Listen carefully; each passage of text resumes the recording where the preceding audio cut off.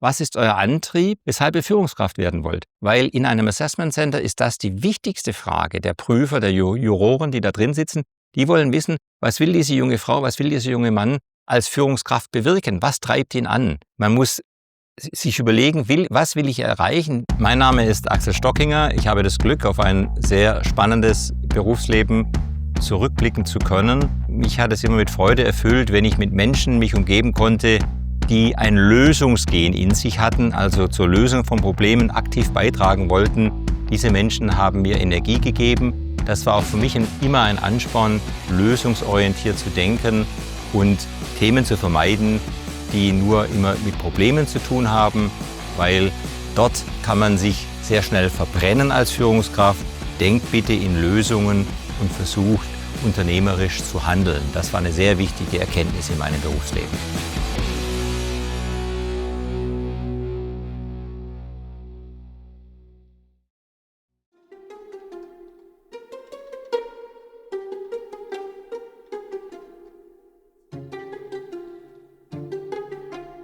Hallo, ich bin gespannt, was wir heute machen. Die Unboxing Talks. Sehr schön. Schau mal, du hast hier links neben dir eine rote Box. Greif da doch gern mal rein. Da habe ich gleich einen Bezug zu meinem Leben. Wir haben dir starke Kundenbeziehungen die Türen zur Fußball-Weltmeisterschaft 2006 geöffnet. Ja, war ein prägendes Ereignis in meinem Berufsleben. Ich war ja von 2000 bis 2022 im Busbereich von Daimler tätig. Wir hatten 2006, beziehungsweise schon ein bisschen früher, die Option, bei der Fußball-Weltmeisterschaft in Deutschland die Mannschaftsbusse zu stellen. Und als Hersteller von Mercedes-Bussen war das für uns natürlich ein interessantes Thema. Leider gab es dort einen anderen Hauptsponsor namens Hyundai, der die Fahrzeugrechte hatte und dem es natürlich ein Dorn im Auge war, wenn dort ein Produkt mit dem Stern auf der Straße fährt in Deutschland und dort irgendwelche weltberühmten Fußballmannschaften drin transportiert werden.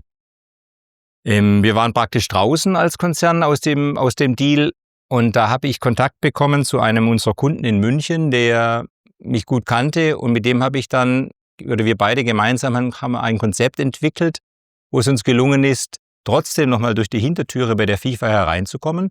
Wir haben Busse von unserer Zweitmarke Setra einsetzen können, indem wir ein Konzept aufgezeigt haben, dass wir nicht nur die Busse liefern, sondern auch die Fahrer der Fahrzeuge intensiv einem Fahrsicherheitstraining unterziehen, dass wir Sicherheitsfeatures in diese Busse einbauen, die sonst noch nicht Branchenstandard waren, dass wir umweltfreundliche Motoren einbauen in diese Fahrzeuge und dass wir eine Ausfallgarantie geben, dass sollte ein Mannschaftsbus mit Fußballern an Bord stehen bleiben, dass der sehr schnell wieder ersetzt wird und die Mannschaften ans Ziel kommen. Das hat die FIFA überzeugt. Die FIFA hat dann gesagt, jawohl, in dem Fall können Fahrzeuge aus dem Daimler-Buses-Konzern die Mannschaftstransporte machen. Und wir haben damals 32 Fahrzeuge an ein Konsortium aus 3 Kunden in Deutschland verkaufen können, die erfolgreich die Fußball-Weltmeisterschaft durchgeführt haben. Sehr netter Bezug für mich, Thema Fußball. Du hattest vorher gesagt, du hast einen persönlichen Bezug dazu. Auch privat? Nein, ich habe nur als Kind Fußball gespielt, aber eben durch meinen Job immer wieder Berührung gehabt mit dem Thema Fußball, mit Fußballmannschaften, mit Unternehmen, die für Fußballclubs in der Bundesliga den Mannschaftstransport machen und mit denen wir dann Busse gemeinsam entwickelt haben, die diese Mannschaften befördern. Hast du was vom Fußball gelernt? Für dich und deine Karriere vielleicht auch? Ich habe nur gelernt vom Fußball, dass es ein sehr professionelles Geschäft geworden ist und dass es auch für uns damals oder für mich Chancen bietet, hier zusätzliche Geschäfte zu machen. Das war für mich immer interessant, Optionen zu finden, wo man Produkte verkaufen kann, die man vielleicht gar nicht, diese Optionen hatte man gar nicht am ersten Blick gesehen. Und das Thema war, dass diese Chancen, die sich daraus ergeben haben, meistens durch Gespräche mit Buskunden, mit Busunternehmern entstanden sind, die mir erzählt haben, was sie gerne machen würden, beziehungsweise wo sie Chancen für sich sehen, um weitere Erfolge zu haben. Und wir haben versucht, diese Unternehmer auf diesem Weg zu unterstützen und mit ihnen gemeinsam eben dort den Erfolg des Unternehmens, des Kunden zu fördern. Das stärkt sicherlich auch die eigene Marke, wenn man mit starken Partnern zusammenarbeitet. Ja, in dem Fall hatte ich natürlich Glück, dass ich bei einem Marktführer arbeiten konnte, bei Mercedes-Benz. Aber mit der Zweitmarke Setra hatten wir natürlich auch nochmal ein weiteres Produkt im Portfolio, wo wir speziell bei der Reisebuskundschaft, die Unternehmer, die Reisebusse haben, extrem punkten können, weil das ist die luxuriösere Klasse bei den Reisebussen. Da steht die Marke Setra sogar über den Mercedes-Benz Reisebussen. Die Herausforderung hat sich am Anfang wahrscheinlich als unrealistische Chance angefühlt, oder? Bei der FIFA-Weltmeisterschaft 2006, ja natürlich. Es war unrealistisch, weil ich war damals gar nicht für die Marke Mercedes zuständig, sondern für die Marke Setra. Und mein Kollege, der für Mercedes zuständig war, der wurde abgewiesen und meldete zurück, wir haben keine Chance, hier Produkte als Konzern zu platzieren.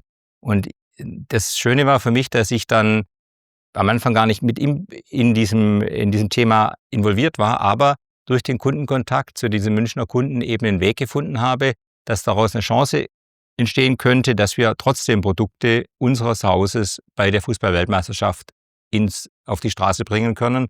Und das haben wir dann erfolgreich geschafft.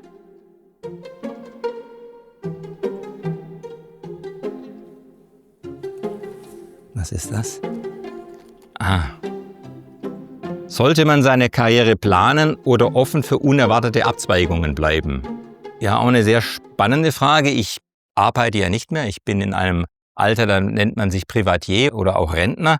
Ich habe also meine berufliche Karriere hinter mir. Und wenn ich zurückblicke auf meine Karriere, muss ich erkennen, dass diese Wege, die ich gemacht habe, nicht planbar waren. Da waren Entscheidungen dabei, die zum Teil aus dem Bauchgefühl herausgefallen sind oder aufgrund von innerer Unruhe bei mir irgendwann entstanden sind und ich sehr oft Themen entschieden habe, die mich dann weitergebracht haben.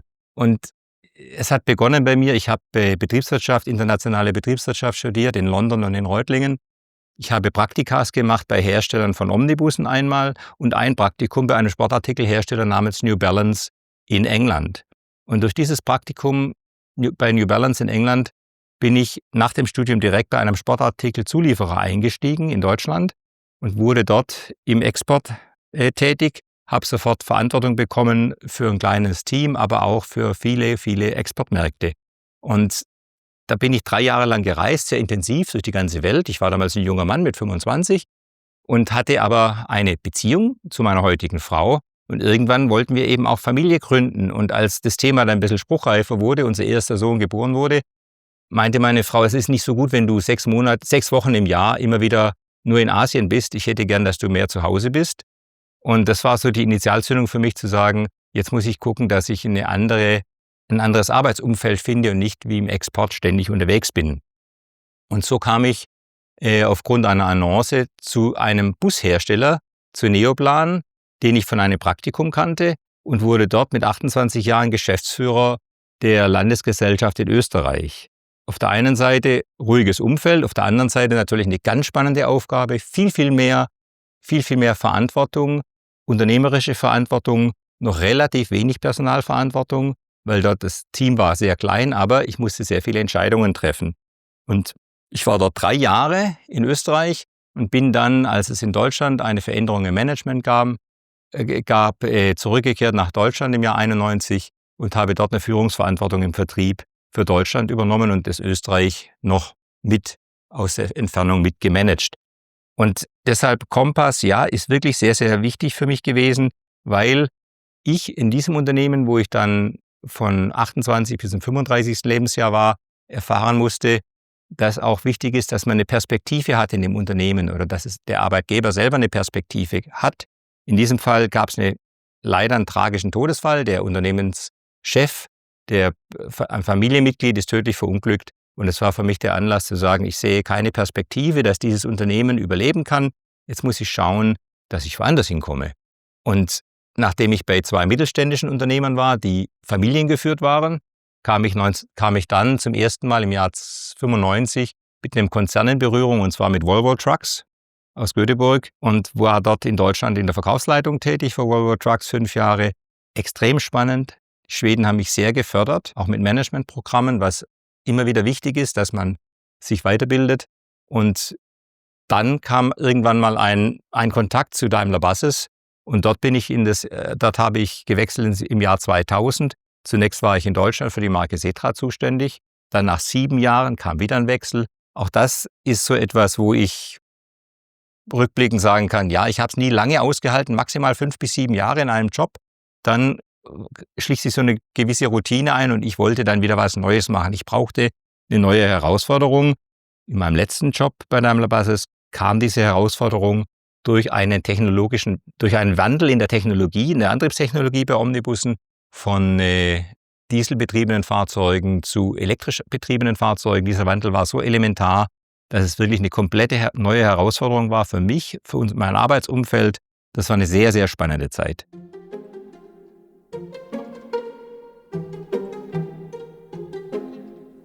Was ist das? Okay, Money. Thema Mentoring. Darf Geld allein Anreiz sein, eine Führungsrolle zu übernehmen? Ja, diese Frage verbinde ich mit jungen Führungskräften oder angehenden Führungskräften, die in meinen letzten beruflichen Jahren hatte ich das Vergnügen, ab und zu von diesen jungen Führungskräften oder angehenden Führungskräften kontaktiert zu werden, weil die sich auf ein Assessment Center vorbereiten mussten. Bei Daimler war es so, man kam nur in die Führungsrolle, wenn man vorher ein Assessment Center durchlaufen hatte und da getestet wurde, ob man als Führungskraft geeignet ist. Die Vorbereitungen dafür waren mannigfaltig, aber einige der Kandidaten haben dann versucht, einen Mentor zu finden, der sie begleitet in dieser Phase des Assessments vor dem Assessment Center. Und zu meiner Freude wurde ich dort mehrfach angefragt von jungen angehenden Führungskräften, die meinen Rat suchten und mich fragten, ob ich sie da unterstützen kann. Das Interessante war, das waren keine Kolleginnen und Kollegen aus meinem eigenen Bereich, häufig von anderen Bereichen, die auf mich aufmerksam geworden sind. Und das Schöne für mich war, ich habe mir dann die Zeit genommen, mich mit diesen Menschen auseinanderzusetzen, zu treffen, zu sprechen. Meistens am Beginn mal eine Stunde. Und auch das ist etwas, wo mich geprägt hat im Leben.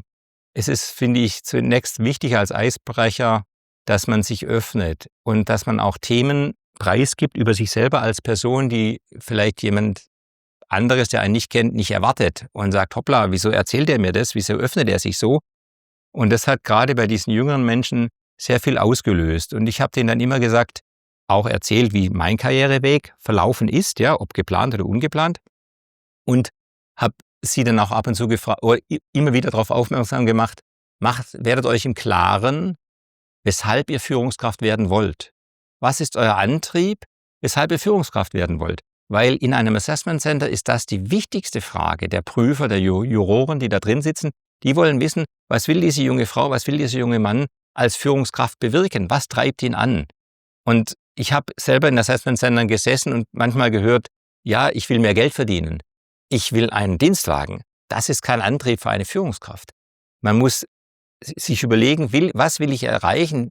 Ich will ein Team motivieren, ich will Verantwortung übernehmen, ich will helfen, aktiv beitragen, dass das Unternehmen sich positiv weiterentwickelt, ich will einen Mehrwert schaffen mit meinen Teams, die ich führe.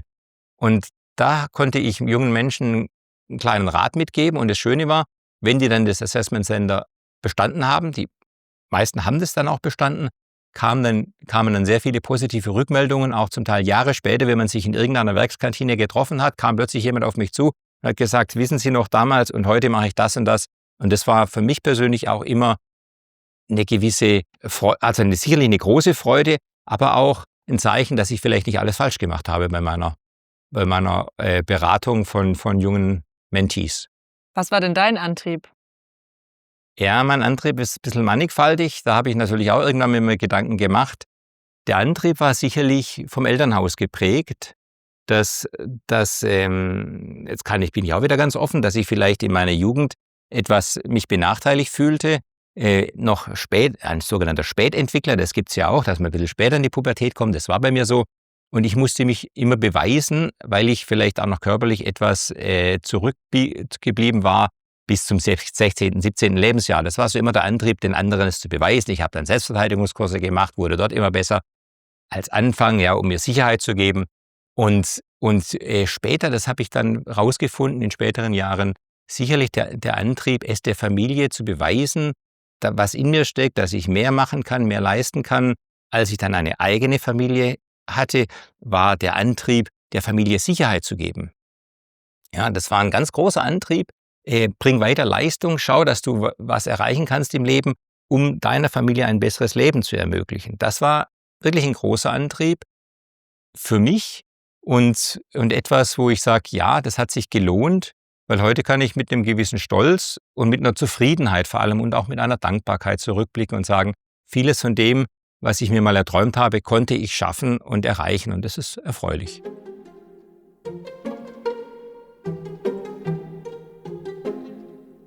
Okay, ich greife mal blind hinein. Oh. Wie hat Offenheit neuen Ideen gegenüber zum Erfolg im emissionsfreien öffentlichen Nahverkehr geführt? Spannendes Thema. Öffentlicher Nahverkehr sind Omnibusse, die im Linienverkehr fahren und die wurden die letzten Jahrzehnte, Jahrhunderte halt von Diesel- und Gasbetriebenen Motoren angetrieben. Und die letzten 5 Jahre in meiner beruflichen Karriere waren davon geprägt, dass wir dort in einem Wandel waren, in dieser Branche im öffentlichen Nahverkehr vom Diesel angetriebenen Motor hin zum emissionsfreien Antrieb, heißt batteriebetriebene Motoren oder wasserstoffbasierte Lösungen. Und das war eine sehr, sehr spannende Phase. Warum?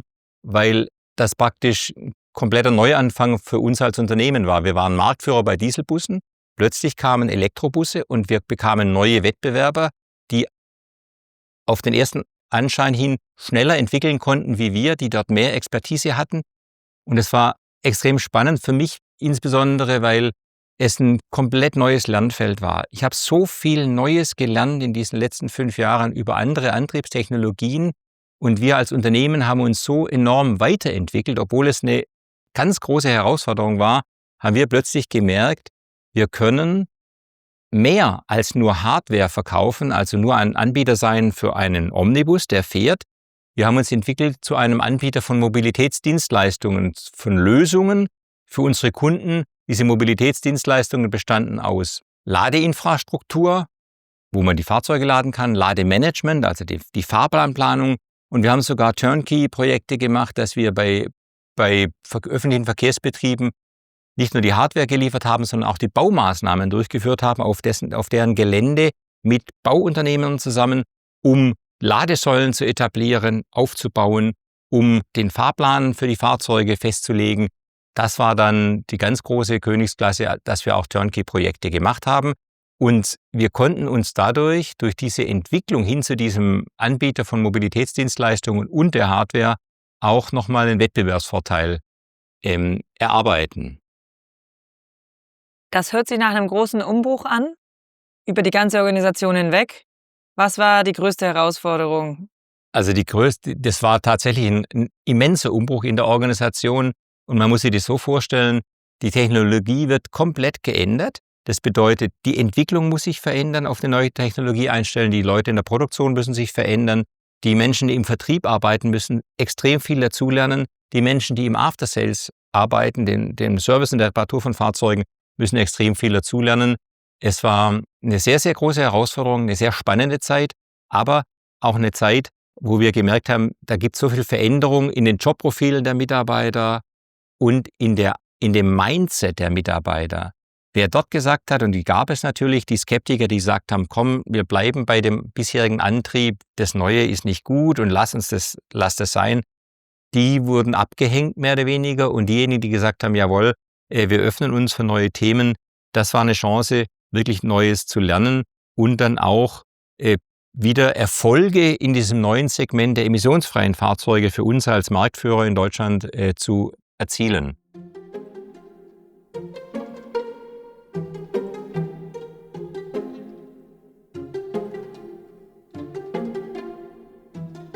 Was bedeutet es, während der Covid-Zeit mit Herz zu führen und wie hat das deinen Abschied geprägt?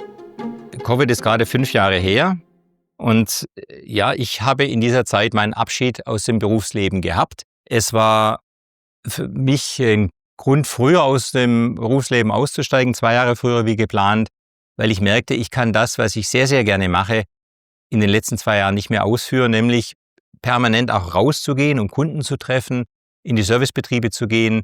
Es war einfach eingeschränkte Möglichkeiten, sich mit anderen Menschen zu unterhalten. Das hat mich ein bisschen zurückgeworfen. Ich habe dann gesagt, gut, ich bin bereit, den Bereich, den ich jetzt seit 2012 aufgebaut habe, früher zu verlassen, wie eigentlich geplant, aber es wäre mir sehr daran gelegen, wenn ich vielleicht meinen Nachfolger mit auswählen dürfte. Und das war eine tolle Geschichte, denn das Management Board hat diesem Vorschlag zugestimmt und ich durfte meinen Nachfolger dann sogar 3 Monate gemeinsam einarbeiten. Wir sind dann durch die Nation gefahren, haben unsere Betriebe, wir hatten 10 Servicebetriebe in Deutschland besucht. Wir haben sehr viele Kunden besucht. Es war mir wichtig, eine Übergabe der Kundenbeziehungen zu machen, die über Jahre gewachsen sind. Und eigentlich das Schönste für mich war dann, dass die Unternehmensleitung beschlossen hat, zu meinem Abschied ein kleines Event zu veranstalten. Und zwar keine interne Veranstaltung, wo man zusammenkommt, etwas trinkt, sondern nein, wir haben daraus ein Kundenevent gemacht und haben über 60 Kunden aus Deutschland, aus Österreich und Tschechien eingeladen, im November 2021 zu uns nach Ulm zu kommen, um dort einen Branchentreff abzuhalten, eine Abendveranstaltung. Und das Nette war, gab es keine Band oder sowas, sondern da haben sich so viele Menschen jahrelang nicht mehr gesehen und die hatten jetzt eine Möglichkeit, sich wieder intensiv auszutauschen. Ich war irgendwo der Auslöser für diese Zusammenkunft, aber das Schöne war und für mich als Beobachter und natürlich auch Hauptgast an diesem Abend zu sehen, wie die Freude groß war und der Austausch so intensiv war zwischen den Unternehmern, zwischen Mitgliedern unseres Boards von Daimler-Buses, die alle persönlich anwesend waren.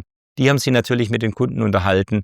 Und das hat mich mit sehr viel Stolz und Freude erfüllt, dass ich da der Anlass war, dass so viele wichtige Player aus der Branche wegen mir gekommen sind. Wieso sind die denn alle gekommen? Gut, das ist natürlich ein Teil vielleicht sicherlich auch Wertschätzung mir gegenüber gewesen, weil ich auch versucht habe, immer sehr gut mit dieser Branche, mit diesen Playern zusammenzuarbeiten. Da sind persönliche Beziehungen entstanden, das ist so in einem langen Berufsleben.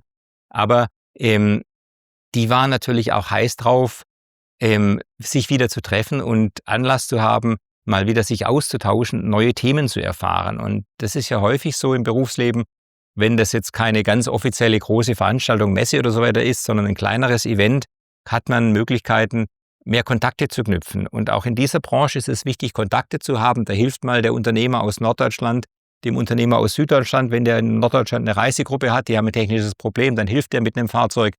Deshalb ist es immer wichtig, eine Plattform zu bieten, wo sich Kunden austauschen können. Und das war mir persönlich immer sehr wichtig, wenn ich, und das konnte ich ja auch in meiner Rolle selbst als Führungskraft, mit zu Kunden gehen, dass mir war daran gelegen, nicht, dass wir dem Kunden nur einen Bus verkaufen und sagen, jetzt haben wir unseren Job gemacht. Nein, mir war wichtig, dass man mit diesem Kunden eine Beziehung aufbaut, wo man sich austauscht, wo man auf Augenhöhe spricht, um neue Themen zu erfahren, aber gleichzeitig um zu helfen, dass dieser Kunde vielleicht mit dem Kunden gemeinsam Lösungen zu entwickeln, wo er sein Geschäft verbessern kann und wir dann mit unseren Produkten daran partizipieren können. Sozusagen ein Geben und ein Nehmen, oder? Man gibt was offensiv in die Branche rein und hofft, dass es dann auf Umwege vielleicht auch wieder zurückkommt. Absolut. Und ich kann sogar sagen, dass es Themen gab oder mal Erlebnisse gab, wo ich nach einem Kundenbesuch Themen mitgenommen habe, wo ich sage, da können wir vom Kunden lernen. Also das geht in beide Richtungen. Nicht nur, dass wir zuhören und vielleicht den Kunden beraten können, wo er etwas besser machen kann, sondern auch umgekehrt, dass uns ein Kunde Themen aufzeigt. Das waren damals Telematikdienstleistungen. Wir wollten in die Telematikdienstleistung einsteigen und dem Kunden dort einen Mehrwert schaffen. Und er hat mir sein System vorgestellt und ich musste anerkennen, das ist besser wie das, was wir haben. Und das gehört auch dazu, dass man sich dort öffnet. Und für mich war es immer eine Begeisterung, eben zu erleben, dass es andere Lösungen gibt und damit wir auch andere Lösungen entwickeln müssen, beziehungsweise manchmal auch sagen können, lass uns eine Lösung einkaufen, bevor wir sie selber entwickeln.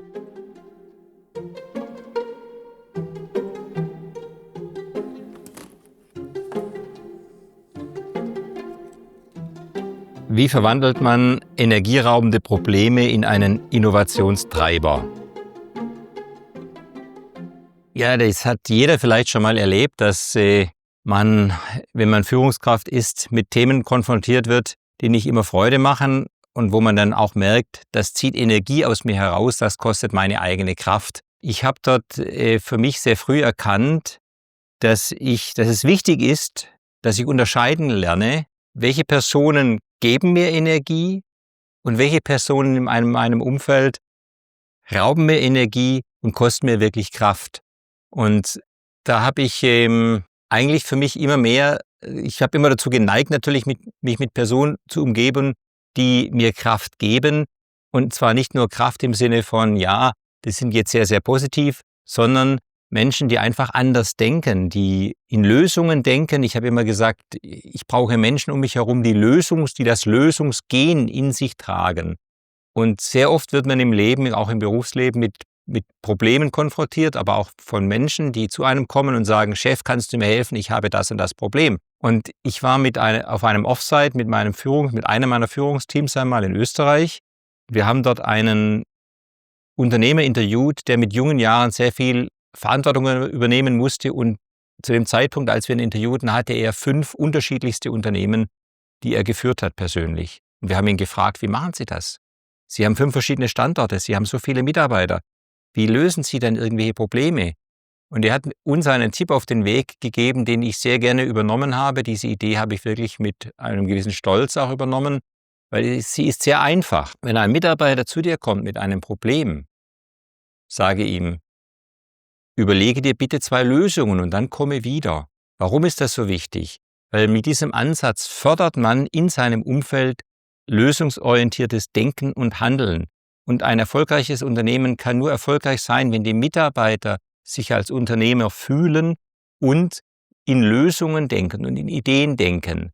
Es ist nicht garantiert, dass wenn der Mitarbeiter zurückkommt mit 2 möglichen Lösungsansätzen, dass einer der beiden Lösungsansätze der richtige ist.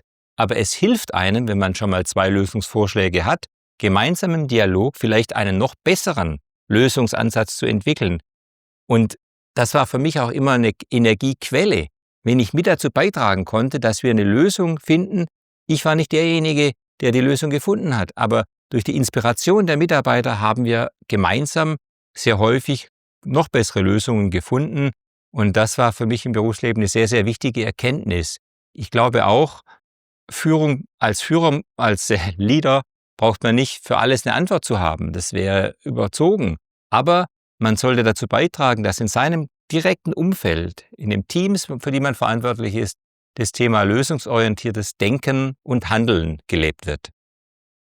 Warum 2 Lösungsansätze, nicht nur einen? Ja, 2 Lösungsansätze deswegen, weil 2 ist ganz interessant, dass man wählen kann. Wenn man zu jemandem sagt, bring mir nur einen Lösungsansatz, dann hört er irgendwann auf zu denken. Wenn man 2 Lösungsansätze einfördert, muss derjenige, der die Aufgabe bekommt, versuchen, seinen Horizont zu erweitern und zu überlegen, was könnte noch eine Lösung sein. Und nochmal, diese 2 Lösungen, das ist eine vorgegebene Zahl in dem Fall, aber das ist nicht gesagt, dass eine der beiden Lösungen die ideale ist. Aber es hilft einem, den Denkprozess anzustoßen und möglicherweise eine dritte, noch bessere Lösung zu finden, die man ohne die 2 ersten Vorschläge gar nicht gefunden hätte. Hattest du da auch schon mal die Erfahrung gemacht, dass ein Mitarbeiter, eine Mitarbeiterin da erstmal zögerlich drauf reagiert oder vielleicht auch keine Lösung findet? Und wenn ja, wie geht man damit um? Natürlich gibt es das auch, dass jemand keine Lösung findet, weil er so verzweifelt ist. Das ist ja gibt es ja auch Extremsituationen, ja, wenn man unter Stress ist und dann einfach gar keine Lösung mehr sieht. Ja, das gibt es. Trotzdem ist es wichtig, dass man dann gemeinsam versucht, irgendeine Lösung zu finden.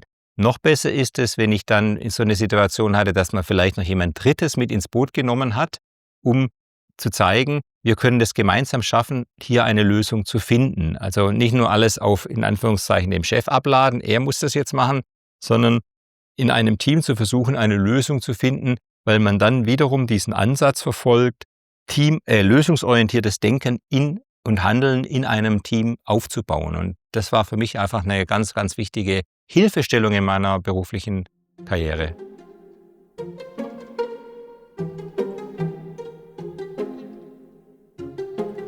Was kommt jetzt? Kann Demut bei Führungskräften eine Energiequelle sein? Und wenn ja, wie?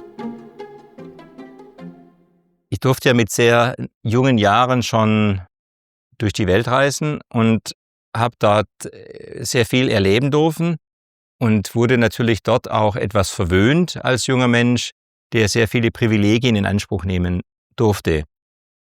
Ich habe aber schnell gemerkt, diese Privilegien sind nur ausgeliehen. Aufgrund der Position, die ich habe oder aufgrund des Privilegs, dass ich in einer Firma arbeite, die mir tolle Reisen ermöglicht und es ermöglicht, in andere Länder zu gehen und dort andere Kulturen kennenzulernen.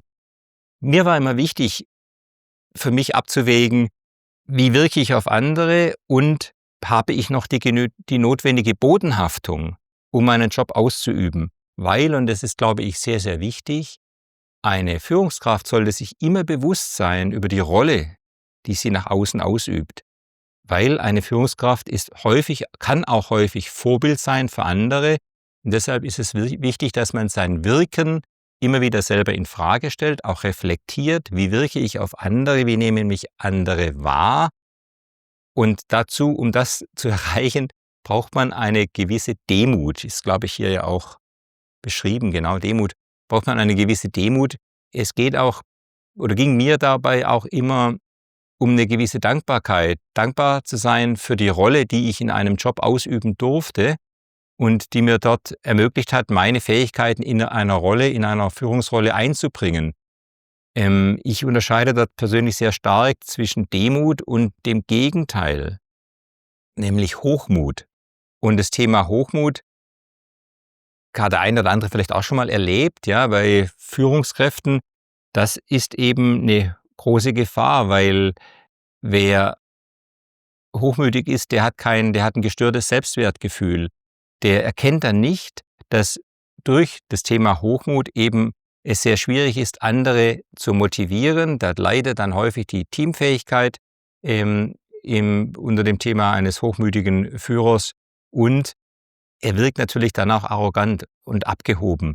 Und das ist eine Riesengefahr. Es war für mich deshalb immer wichtig, mich auch mal auszutauschen mit anderen Führungskräften, aber auch mit Mitarbeitern, wie sie mich sehen, wie sie diesen oder jenen Auftritt bewerten, ob das in Ordnung war, um einfach für mich wieder eine Reflexion zu bekommen, habe ich da irgendwo vielleicht jetzt mal kurzfristig die Bodenhaftung verloren oder nicht? Das ist ganz, ganz wichtig. Und das andere, was ich da nochmal mit verbinde, ist einfach, dass man durch das Thema lösungsorientiertes Denken und dem Thema Demut auch Energie ziehen kann.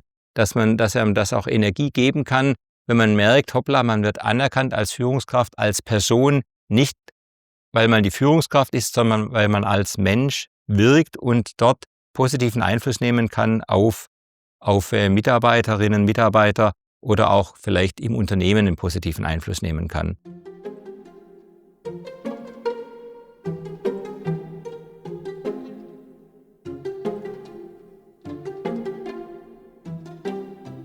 Okay. Wie war es, innerhalb von nur 4 Wochen eine ganze Intensivstation in einem Bus einzurichten? Es war eine spannende Geschichte und da wird sich der eine oder andere fragen, wie kommt der Busmanager zu einer Intensivstation? Es ergab sich wie folgt, es war zu Beginn der Covid-Krise im März 2020. Rückblickend eine furchtbare Zeit. Jeder war verunsichert. Wir bei Daimler-Buses hatten damals beschlossen, im April unsere Produktionswerke stillzulegen, die Arbeiter nach Hause zu schicken, damit die Ansteckungsgefahr reduziert wird. Und ich war einer der wenigen, die noch jeden Tag in die Firma kamen, um das Geschäft mehr oder weniger am Laufen zu halten, vor Ort da zu sein. Und eines Tages kam eine Anfrage vom Deutschen Roten Kreuz bei unserem Management an. Und die Anfrage war wie folgt.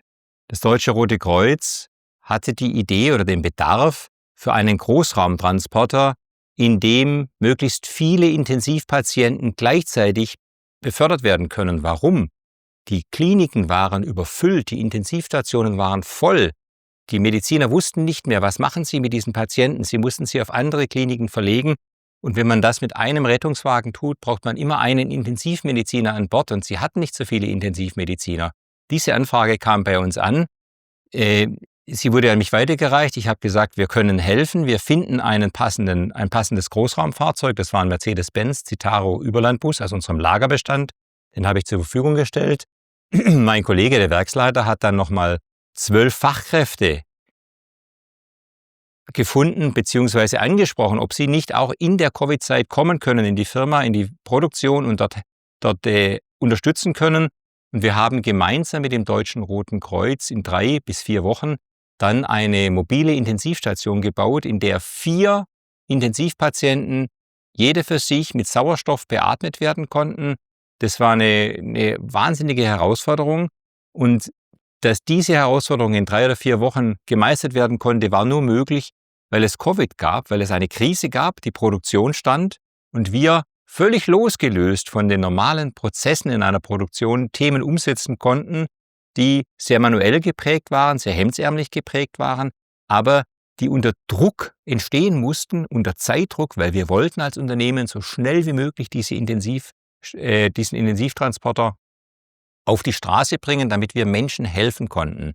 Und das war für mich so ein Erlebnis, wo ich sage, ja, wir haben es geschafft, in einer ganz schwierigen Zeit ein Produkt zu entwickeln und umzusetzen, gemeinsam mit dem Partner, dem Deutschen Roten Kreuz, das Menschenleben retten konnte und das in den Medien natürlich extrem positiv aufgenommen wurde und auch zu sehr viel Stolz bei uns in der Belegschaft geführt hat.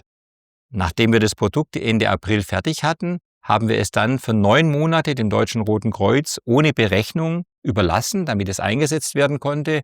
Und ich hatte mit meinen Verkaufsgenen natürlich schon den Drang, dieses Produkt auch zu vermarkten und habe es dann zum Jahresende 2020 geschafft, dass das Bundesland Baden-Württemberg diesen ersten Bus gekauft hat. In den Gesprächen haben wir uns dann gleich auch noch auf einen zweiten Intensivtransporter verständigt. Der wurde dann im ersten Halbjahr 2021 gebaut und ebenfalls auf die Straße gebracht. Also wir haben dort Produkte mit unseren Produkten dazu beitragen können, dass Menschenleben gerettet werden konnten während Covid-19.